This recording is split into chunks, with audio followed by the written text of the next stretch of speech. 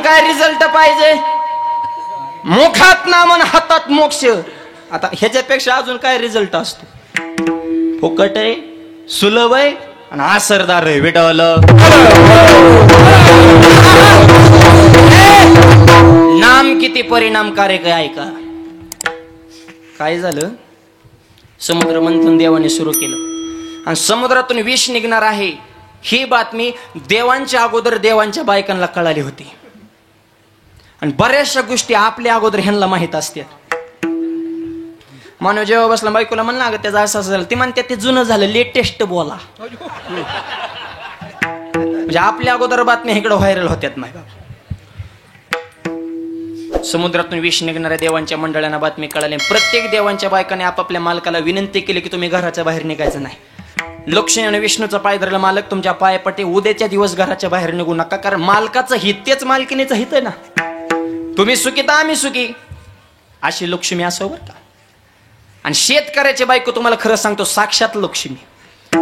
शेतकऱ्याच्या बायकोला राग नाही, लोभ नाही, मानाची अपेक्षा नाही. नवरा बायकोची कधी भांडणं होत नाही, चुकून झाली नवरा ठोका टाकू त्या फुसफुस करते, रुसून जाते, निघती जाती, कापूस याचा परत माघारी येते. शेजारीन म्हणले तू 2 महिने येणार नव्हती, 2 तासात कस काले म्हणले. आता पोरगे लग्नाला आली, पोरगा आज उद्या कामाला लागल आणि दुधाचं नुकसान होईल आणि त्यांचं ऐकून जमत असतो, मग मरायचंच कशाला आधी. म्हणजे सुटत तर नाही, बोलल्याशिवाय तर राहत नाही. आपल्या जे कडक टोप्यात ना तुम्हाला खरं सांगतो शेतकऱ्याचा 80% प्रपंच शेतकऱ्याची बायकोच हँडल करते. एकदा मातृशक्तीच्या नावानं जोरदार टाळ्या वाजवा. आज एवढा सप्ताह तर पुरुषांपेक्षा 1% का होईना महिलांची संख्या जास्तच आहे. आणि कशा मेजॉरिटीने बसल्यात लाईनशीर. ही ताकद म्हण. तुम्ही अशी खळी करून करून आता आज जागा बी नाही म्हणा.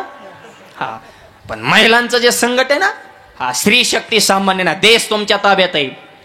त्याच्यामुळं राष्ट्रपती सुद्धा कोण आहे सध्या? महिलांवर टीका करण्याचा कोणाचाच अधिकार नाही. आमच्यातले काय काय महाराज मंडळी टीका करतात की एखादी गोष्ट जर महिलांना सांगितली ती गोष्ट महिलांच्या पोटामध्ये राहत नाही, लगेच पुढच्याला सांगून टाकतात. नीट ऐका, अख्खं जग म्हणतं की महिलांच्या पोटामध्ये काहीच राहत नाही, पण मी म्हणतो अख्ख्या जगाला अगोदर महिलांच्याच पोटात राहावं लागलं, मग जन्माला यावं लागलं. बरोबर का बाप?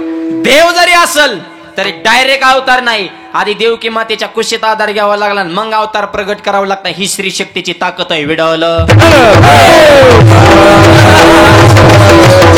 म्हणून तो गोबऱ्या म्हणले पाय लक्ष्मीचे हाती तिशी यावे का कुलती.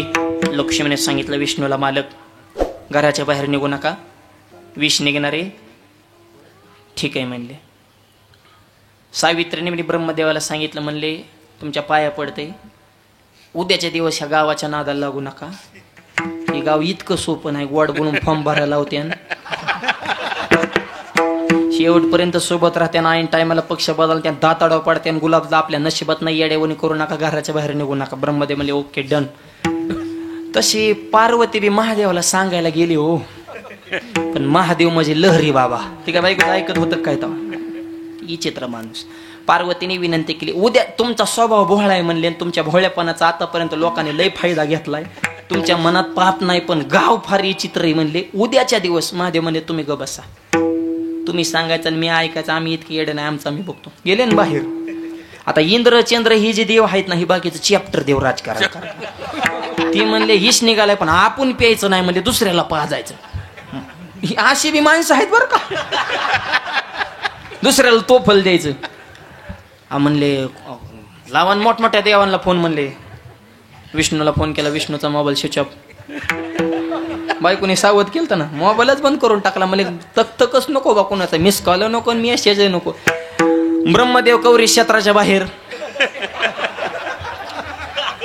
कोणाचाच मेळ लागा ना. एक जण म्हणला एक वाघा आलाय बाहेर.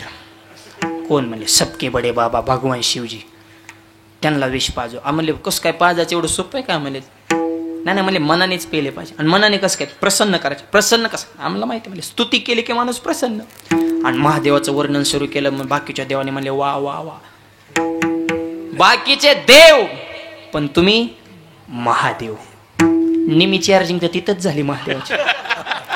डायरेक्ट महादेव केलं म्हणले, देव महादेव काय उड्या हाणायला सुरुवात केली. बाकीच्या देवापेक्षा काय तुमची डिरिंग. बाकीचे देव गावात राहिला पण तुम्ही गावाच्या गाव कसालाच असतात ना. भूते बेताळ नाचती हर्षयुक्त हुमापती याला म्हणायचं धडाकेबाज अंतकरण. स्वर्गाहून आलेले गंगा जगाचा प्रलय करेल कोण स्वीकार करणार? तुम्ही स्वतःच्या जटेमध्ये त्याला जागा दिली आहे का? एवढी उदारता. चंद्र डोक्यावर मुक्कामाला आहे, वाघाचं कातड गुंडल्यात आहे, भस्मांगाला लावताय. गणपती सारखा मुलगा, पार्वती सारखी मंडळी, हिमालया सारखा सासरा, काय तुमचं वजन? जीच वर्णन केलंय म्हणता. महादेवजी म्हणले विष कुठे? वर्णन फिरणन भास्कर म्हणले आता जास्त चार्जिंग झाल्यावर बॅटरी फुटन म्हणले. तुम्ही फक्त वीज दाखवा, जीच वीज दाखविलं, जीच गटागटा आणलंय म्हणता. फॉर्म मध्ये होते विष पेले, विष पाजेपर्यंत सगळे देव तिथंच होते बरं का बाकीचे देव. पण विष संपलं की बाकीचे देव म्हणले आपलं काम झालं, चलो. डायरेक्ट घर गाठलं आणि महादेवजीने डोळे उडून बघितले तर एकटेच महादेव. बरं विष आत जाईपर्यंत ठीक आहे, पण आत गेल्यावर त्याने त्याचा झटका दावला ना. संपूर्ण शहराचा दाह व्हायला सुरुवात झाली.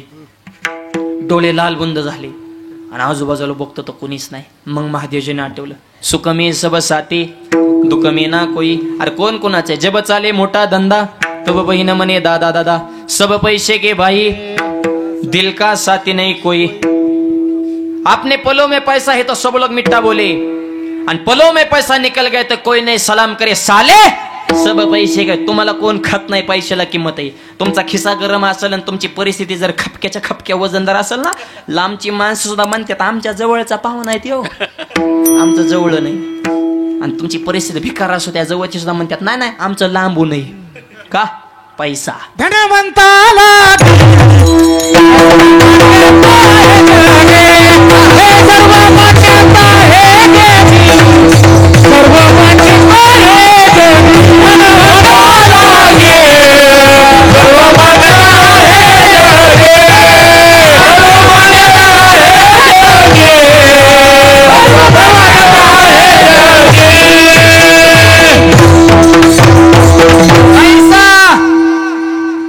धनवंता लागे सर्व मान्यता हे जगे. परिस्थिती चांगली असेल तसं महादेवजींना वाईट वाटलं. आतापर्यंत सोबत होते ना, आता गायब झाले. शेवटी पार्वतीलाच फोन केला. पार्वतीने ओळखलं काय कुटाणा झालाय ते म्हणले मालक तुम्हाला म्हणतच होते, आमचं कोण ऐकत आहे, काय नाही करायचं म्हणे, घरी या. घेतलं घरी बोलवून. महादेवजींची तब्येत जरा थोडी आजारी पडलेली. आणि काय असतं आजारी असल्या सुद्धा ठराविक माणसं भेटा येतात, नाही तर कोण माणसं ध्यानात ठेवतं कुणाला. इतकी कोरोनात गेली आहे का त्यांचं नाव गाव परत. आणि माणसं आजारी पडल्यावर सफरचंद खायला नेत्यात हो. आणि जोवर चांगला आहे तोवर पार्लेजीचा पुडा. आणि आजारी पडल्यावर सफरचंद म्हणजे त्याला खाता ना संघ राहणाराचे 3-3 किलो वजन वाढतात पेशंटच्या संग. तीच दनादन सफरचंद मुरगाळतात. महादेवजी आजारी पडले. ठराविक आपले जवळची माणसं भेटायला यायची. एक दिवशी नारद महर्षी भेटायला आले. काय प्रभू तब्येत करून घेतली?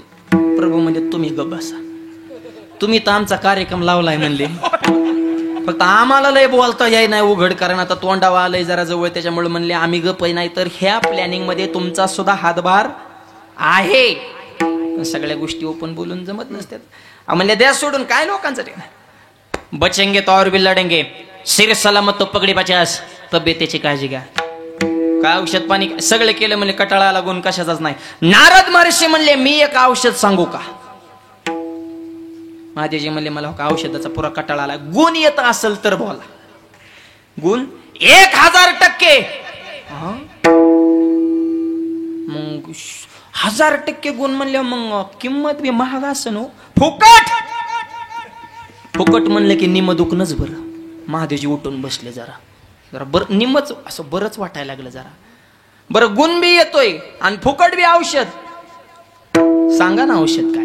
नारद महर्षींनी भगवान शिवजींना शरीराचा दाह शांत होण्यासाठी जे औषध सांगितलं, श्रीराम जय अभंगाच्या 2ऱ्या चरणात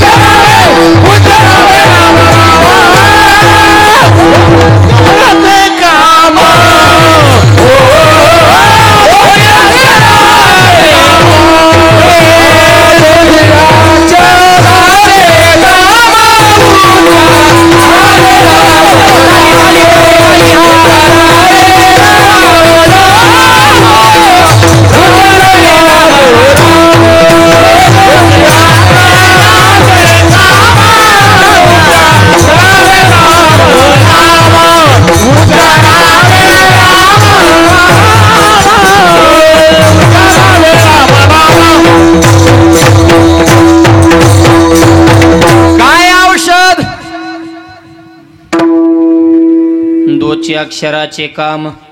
तुमचं काम दोनच अक्षराने होणार आहे. उच्चारावे राम राम. राम नामाचं चिंतन करा, हे तुमच्यासाठी औषध. आणि तेव्हापासून भजन करे महादेव, राम पूजे सदाशिव. गुण आला का नाही त्यालाही प्रमाण आहे. शिव हला हले तापला, तोही राम नामे शीतल झाला. गुण आल्याची पावती बर का. राम नामानं भगवान शिवजी शीतल झाले, शांत झाले. इतकं पॉवरफुल नाम म्हणजे राम. उच्चारावे राम राम. रामाशिवाय परिपूर्ण होऊ शकत नाही. राम म्हणजे भारत देशाचा प्राण आहे. सकाळी उठून गावात ग्रामदेवीचं दर्शन घेतलं, पाहुणे भेटला, मित्र भेटला, राम राम. कोणत्या शब्दाने सुरुवात आहे? राम. आणि माणसाच्या जीवनाचे शेवट सुद्धा राम नाम सत्य आहे. वारकरी संप्रदायाची इष्ट देवता पांडुरंग परमात्मा आहे. पण वारकरी संप्रदायाच्या भजनाची सुरुवात कोणत्या शब्दाने? राम कृष्ण कोणत्या शब्दाने? राम. आणि संप्रदायाच्या भजनाचा शेवट सुद्धा ज्ञानदेव तुका राम. सुरुवात बी राम, शेवट बी राम. फक्त मध्ये राम आठवत नाही, हे दुःख आहे. विठ्ठल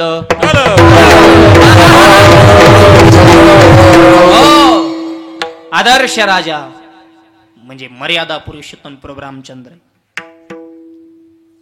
उच्चारावे राम राम. आमच्या हनुमंतरायांच्या मुखामध्ये काय होतं? काहीच नाही. काही झाले जय श्रीराम. जाग्या उड्डाण. लंकेत नाही, पुढच्या लंकेत. तिथून रिटर्न गिअर. एकटा वाघ लंकेत गेलता, कोण सोबत होतं? एक जण सोबत होतो. कोण? राम नाम. विठ्ठल काय ताकद आहे. हनुमंतरायांना ही सगळी पावर राम नामाची ताकद आहे. पण या जगामध्ये जेवढे खेळया झाले, सगळ्यात खेळ